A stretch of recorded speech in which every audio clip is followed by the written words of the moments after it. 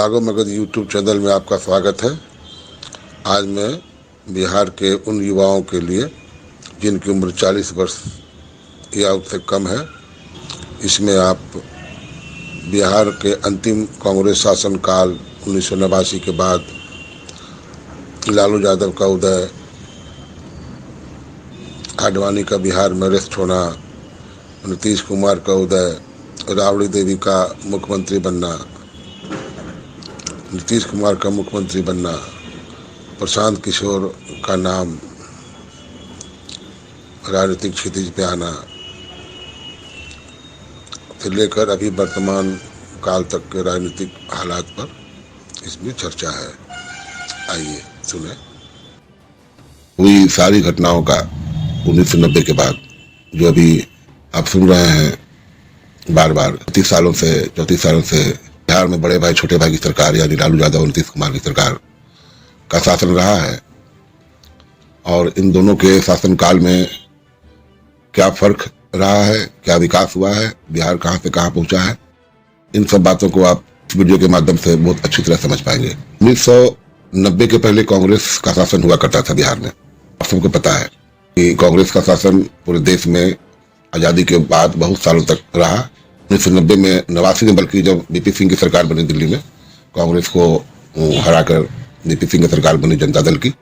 अगले साल ही बिहार में चुनाव हुआ, उसमें देवीलाल के समर्थक के रूप में लालू यादव, वीपी सिंह का नामित किया हुआ उम्मीदवार रामसुंदर दास जो पहले भी बिहार के मुख्यमंत्री रह चुके, चंद्रशेखर जो बाद में प्रधानमंत्री हुए थोड़े दिनों के लिए इंडिया के, उनके द्वारा भेजा हुआ रघुनाथ झा, इन तीन आदमियों ने चुनाव लड़ा।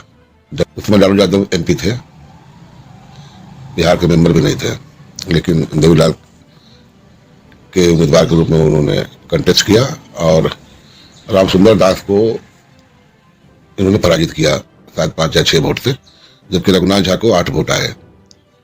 इस तरह लालू यादव बिहार का चीफ मिनिस्टर बने और बनने के साथ इनका एक प्रसिद्ध नारा बहुत प्रचलित हुआ, भूरा बाल साफ करो, यानी फॉरवर्ड कास्ट के खिलाफ इन्होंने जो नारा दिया था। गरीब गुरुओं के मसीहा के रूप में अपने आप को स्थापित किए। उसके बाद चरवाहा विद्यालय इन्होंने खुलवाया।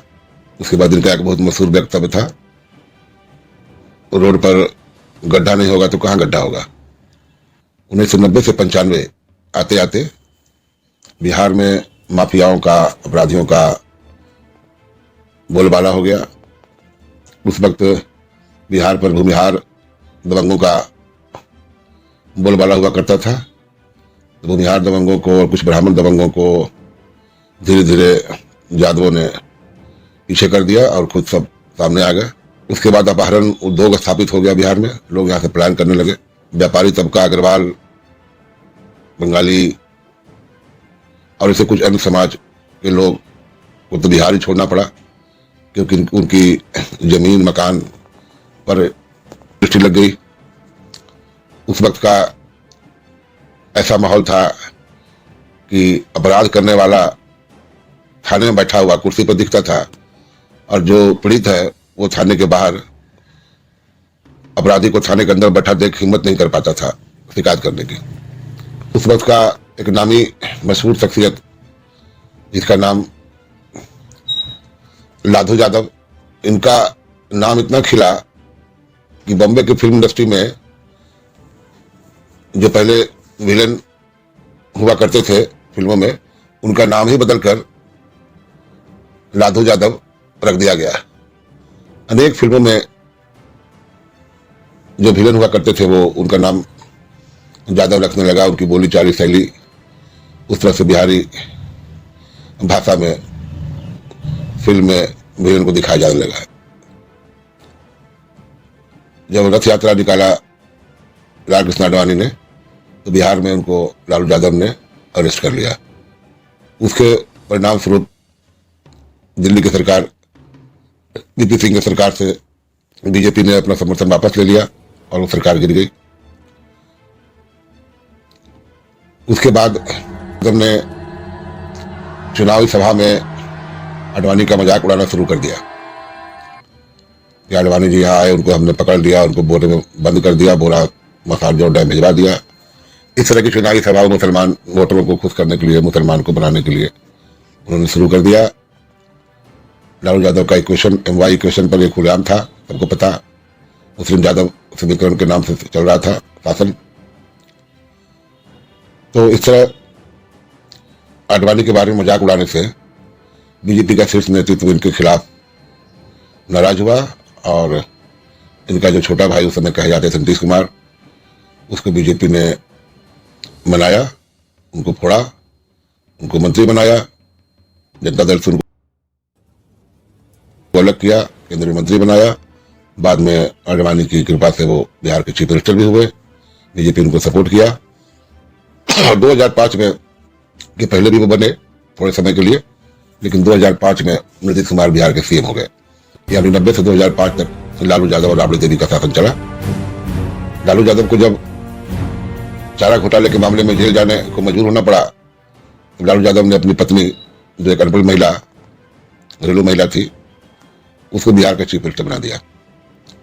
राबड़ी देवी के चीफ मिनिस्टर के बाद बनने के बाद तो पूरे देश में बिहारियों का मजाक उड़ना एक कॉमन बात हो गई। दिल्ली, बम्बई, बंगलोर, जहां भी लोग पढ़ने जाते थे, स्टूडेंट थे, कोटा, कहीं भी, वहां लोग पूछते थे कि भाई बिहार में आपके चीफ मिनिस्टर तो बहुत पढ़ी लिखी महिला है, मजाक उड़ाते थे और लोग खून का घूंट पी कर रह जाते थे। तो राबड़ी देवी की सरकार 2000 में अल्पमत में आ गई थी, लेकिन तब कांग्रेस ने उनको सपोर्ट देके लालू यादव को सपोर्ट किया और राबड़ी देवी को भी सपोर्ट किया और सरकार को आगे बरकरार रखने में मदद की।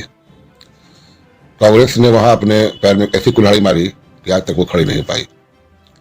कांग्रेस को जिसने नाश करके जो सत्ता पे आया, कांग्रेस ने उसी को सपोर्ट किया। बिहार में कांग्रेस ने लालू यादव, राबड़ी देवी को सपोर्ट किया, जेल से बचाने में मदद किया, क्योंकि केंद्र में उनका शासन था। बहुत तरह की बातें सबको पता है। अंततः 2005 में नीतीश कुमार आए, बीजेपी की कृपा से आए, बीजेपी के समर्थन से बने चीफ मिनिस्टर। उन्होंने 5 साल तो बड़ा अच्छा काम किया, बल्कि 2013 तक नीतीश कुमार का शासन ठीक ठाक ही चला। बिहार के लोग इन्हें बड़ा पसंद करते थे। बाहर में रहने वाले जितने बिहारी थे नीतीश कुमार के समर्थक थे, फैन थे।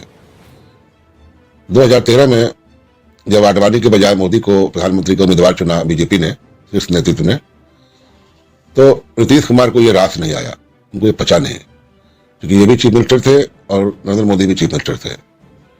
नरेंद्र मोदी के पहले ये केंद्रीय मंत्री रह चुके थे नीतीश कुमार, भारत सरकार में, वाजपेयी मंत्रिमंडल में रेलवे मंत्री भी रहे और कृषि मंत्री भी रहे। तो उनको ये लगता था कि ये इनसे सीनियर है, नरेंद्र मोदी से के मंत्री बनने से पहले केंद्रीय मंत्री रहे हैं और इलेक्शन भी पहले से लड़ते रहे। नरेंद्र मोदी ने पहला इलेक्शन ही लड़ा चीफ मिनिस्टर बनने के बाद। नीतीश कुमार के अंदर ये भावना थी, तो मोदी को पचा नहीं पाया, मोदी से इनका ही वो। 2013 में इन्होंने राजद NDA का बीजेपी को बाहर कर दिया और खुद अलग होकर इलेक्शन लड़े, जिसका परिणाम 2014 में नीतीश कुमार को सिर्फ 2 सीटें आई, जिनका गुमान टूट गया, तो धक्का लगा। उस सदमे में इन्होंने थोड़े दिन के लिए जीतन राम मांझी को चीफ मिनिस्टर का कुर्सी सौंप दिया और ये सोचे कि पर्दे के पीछे से मैं राज करूंगा। लेकिन बीजेपी ने अपना अपमान का घूंट पीना और नीतीश कुमार को मौज करने देना, ये बीजेपी को स्वीकार नहीं हुआ। बीजेपी के लोगों ने जीतन राम मांझी के को समझाना शुरू कर दिया कि वो पपेट चीफ मिनिस्टर क्यों रहेंगे, वो अपना फैसला करें, और दोनों में भेद पैदा कर दिया। अंततः नीतीश कुमार को मजबूर होकर जीतन राम मांझी को बाहर करना पड़ा और खुद गद्दी में बैठना पड़ा दोबारा। ये दोबारा एक बार किसी दलित को गद्दी सौंप कर अपने आप को महान और त्यागी घोषित करने वाला व्यक्ति 1 साल के अंदर ही उसी व्यक्ति से छीनकर उसी कुर्सी पर बैठ जाए, नीतीश कुमार के व्यक्तित्व का ये पहला क्षरण था, पहला नेगेटिव इम्पैक्ट था, जो लोग समझ गए कि इनको कुर्सी दूसरे को देना बर्दाश्त नहीं हुआ। जितना हमारी तरुण रेड्डी उसके बाद ये मिल गए उसी लालू यादव से और उनकी पार्टी से, जिसके खिलाफ ये पानी पी कर गाली रखते थे और जिसके खिलाफ होकर इन्होंने बीजेपी का समर्थन लिया और चीफ मिनिस्टर बने, उसी से मिल गए। इनको 1.5-2 साल में ही पता लग गया कि वहां इनका क्या असर होगा। नीतीश कुमार वापस NDA खेमा में चले आए 2018 में। 2020 का चुनाव में चिराग पासवान ने एक ऐसा दाव खेला जिससे इनकी सीटें घट गई। जदयू की सीटें घट गई, काफी घट गई, ये नंबर 3 की पार्टी हो गई। और राजद जो है वो सत्ता में आते आते थोड़े से के लिए वो फेल। राजद को 2010 के चुनाव में केवल 22 सीटें मिली थी बिहार में, और ये अनुमान लगाया जा रहा था कि 2020 आते आते राजद को समाप्त कर दिए जदयू और बीजेपी मिलकर। लेकिन नीतीश कुमार के इस पैतरे ने बीजेपी को धोखा देकर राजद से मिलना, साथ में इलेक्शन लड़ना, ये राजद को एक जीवन दान दे गया और राजद घटने के बजाय अगले चुनाव में काफी सीट जीत कर लाई। ये है कहानी नीतीश कुमार की। जब नीतीश कुमार की सीटें कम गई तो इन्होंने चिराग पासवान को बहाना बनाया और ये प्रचार करना शुरू किया कि चिराग पासवान ने बीजेपी के सारे पर ऐसा किया है और उनकी सीटें घटाई है। और दोबारा ये 2022 में पुनः ये लालू यादव के पार्टी के साथ जा मिले। इनको ये लग रहा था कि लालू यादव तो जेलवासी हैं, बीमार है, तो पार्टी की कमान इनके बेटे के हाथ में है और बेटे को ये कंट्रोल कर लेंगे, बेटे को ही कंट्रोल में रखेंगे 2025 के चुनाव तक, उसके बाद देखी जाएगी। मगर ऐसा लग नहीं रहा है, क्योंकि दूध का जला छाती फूक फूक कर पीता है। और राजद के अंदर जो नेता है वो इस चालाकी को समझते हैं। लालू यादव भी बेटे का डिप्टी सीएम बनते ही पुनः सक्रिय हो गए और अब ये नीतीश कुमार का अंतिम दाव जो उन्होंने लगाया है, ये इंडी गठबंधन का निर्माण करके, ये इनका अंतिम दाव है। बिहार में नशा मुक्ति का जिनका अभियान है वो बिल्कुल ही फ्लॉप है। ये उनको ही पता है, सबको पता है कि बिहार में घर घर में होम डिलीवरी होती है दारू, और इनका ब्यूरोक्रेसी पर लंबे समय से राज करने के कारण पकड़ है। सारे अफसर इनके बिठाए हुए हैं, काफी दिनों से सीएम होने के नाते इनकी लॉयल्टी, अफसरों की लॉयल्टी नीतीश कुमार के प्रति है। और कोई अफसर किसी जनप्रतिनिधि को, किसी पार्टी का हो, नहीं सुनता। पब्लिक की तो खैर जाने दीजिए, घुसखोरी चरम पर है। कार्य प्रणाली एकदम भ्रष्ट और बिल्कुल सुस्त है। बिहार का बेड़ा गर्क है, बिहार गड्ढे में पुनः चला गया है। क्राइम बढ़ने लगा है, मनोबल बढ़ने लगा है। जो अपराधी मानसिकता 10-12 साल में डरी हुई थी वो धीरे धीरे उठ रही है, उग्र हो रही है। और हमें नहीं लगता कि नीतीश कुमार में अब बिहार का शासन करने की क्षमता है। इनका दिमागी हालत भी बिल्कुल कमजोर है, सबने देखा है। हाल में विधानसभा में उन्होंने जो इस पर बयान दिया, अशोक चौधरी के मरे हुए पिताजी को माला देने के बजाय वो फूल अशोक चौधरी के ऊपर चढ़ाने लगे, और भी किया। तो नीतीश कुमार का ये अंतकाल है। और इस दरमियान प्रशांत किशोर जो देश के चर्चित पॉलिटिकल रणनीतिकार हैं, वो बिहार का दौरा किए जा रहे हैं, कर भी रहे हैं लगातार। इनकी छवि, इनकी बुद्धि का लोहा सब मानते हैं और नए नेतृत्व में चिराग पासवान को लोग पसंद करते हैं। चिराग पासवान एक स्मार्ट बंदा है, बोलने चालने का बहुत अच्छा ढंग है और साफ सुथरी छवि है। रामविलास पासवान जैसे बड़े दलित नेता के पुत्र होने का उनको लाभ प्राप्त है। बिहार में जहां भी जाते हैं अच्छी भीड़ जमा हो रही है। तो अभी प्रशांत किशोर और चिराग पासवान दो ऐसे नाम हैं जो बिल्कुल अभी फ्रेश है और बिहार को इससे उम्मीद है। आज का इतना ही, फिर कभी आगे बिहार पर चर्चा। धन्यवाद।